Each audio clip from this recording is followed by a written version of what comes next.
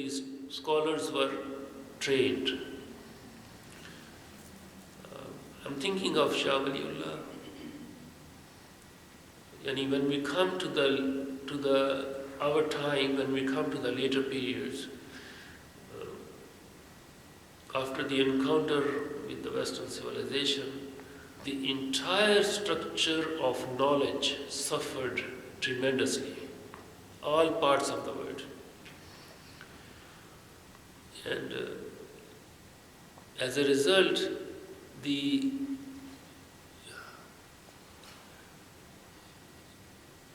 existential crisis of just preserving what was done before became the focus.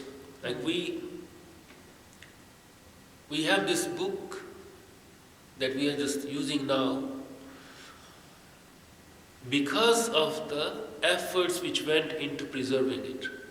And we should give credit to the Europeans who actually did quite a bit of work to save what they have saved, because if it was left to us, perhaps we wouldn't even have these things. So they took the manuscripts, preserved them in stable places where libraries were not being bombarded or destroyed. So I'm sorry, I cannot think of any place. The last flowering of this tradition was in the Ottoman times, and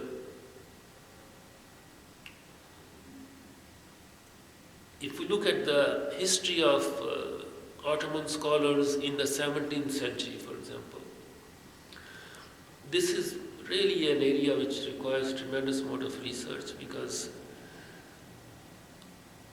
once I did a list of, I should share it with you, list of Newtons and the likes in the Western tradition in the 17th century, and what do we have in the entire Muslim world in the 17th century.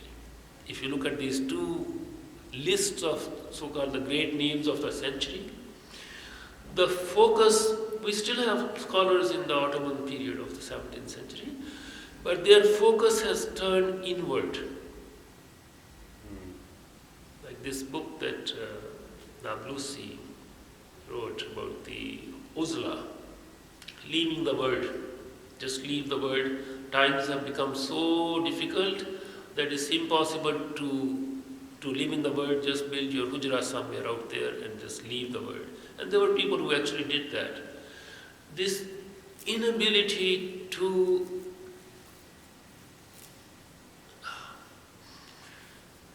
take their reflections, take the entirety of the scientific tradition that was there to the next level where the existential crisis could have been diverted.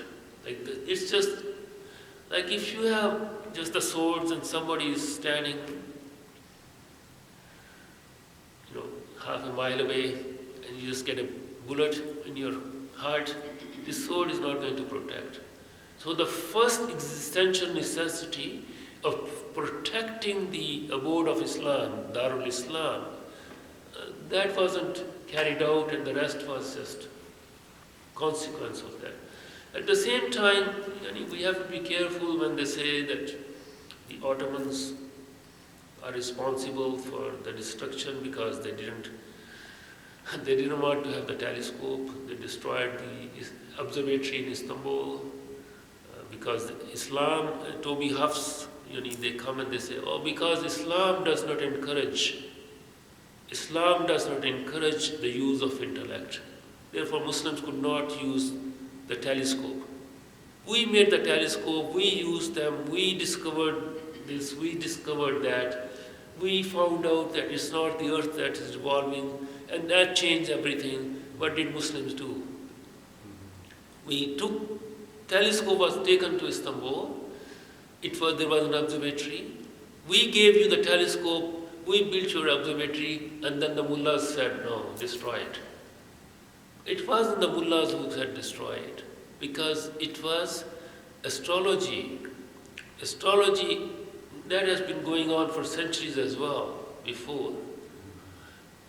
When the observatory becomes a place from where you are finding out when is the conjunction of the stars and the planets, so that the Sultan can send the army to fight the other army, and this army is defeated, and the mullahs say, wow, you see, this is what the observatory is doing to you, just destroy it. Yani, this is a totally different thing than not having the desire to reflect, to investigate what Allah has created. Because if Islam didn't have if the Qur'an didn't inspire people to do that, like why would there be this 800 years of scientific investigation? 800 years is a long period of time. No other civilization ever in human history has had that kind of length of sustained scientific tradition. Without the internet, without the means of communicating, we have information about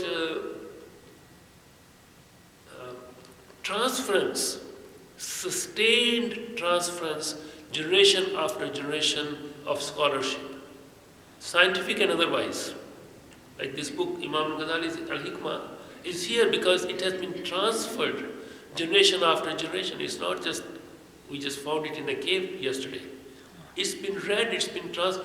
Likewise, if you look at this, there are hundreds of examples, but this young fellow, not young, he was in 1421, Jamshed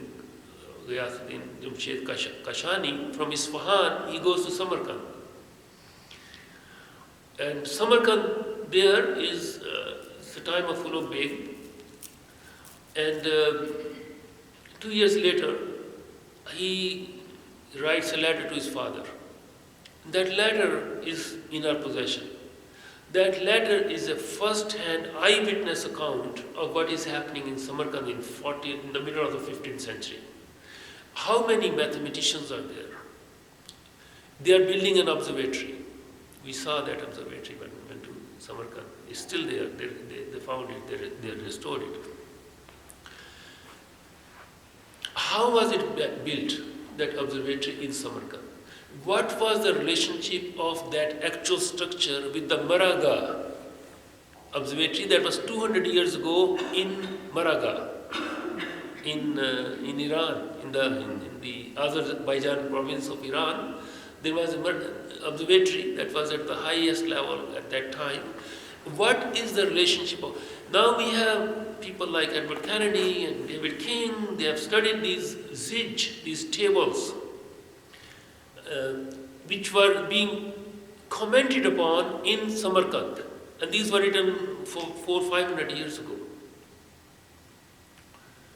So there was a system of investigation. There was a system of... It's just this mystery Allah knows, because he does tell us that تِلْكَ الْأَيَّامُ نُدَاوِلُهَا بَيْنَ النَّاسِ. These are the days that Allah subhanahu wa ta'ala turns between people. So, inshallah, there will be time for our time. This is not our time. But may Allah subhanahu wa ta'ala grant us the ability to keep reflecting on it. Please recite these ayahs. Read them in translation, reflect on them. Allahumma iftah lana abwaab rahmatik. Ya Allah, anta halimun kareemun azeemun tuhibbul afwa fa'fu anna ya kareem. ربنا ظلمنا أنفسنا وإن لم تغفر لنا وترحمنا لنكونن من الخاسرين. يا حي يا قيوم إننا نسألك العفو والعافية والمعافاة الدائمة في الدين والدنيا والفوز بالجنة والنجاة من النار. اللهم صل وسلم وبارك على سيدنا محمد وعلى آله وصحبه أجمعين برحمتك يا أرحم الراحمين. آمين يا رب العالمين.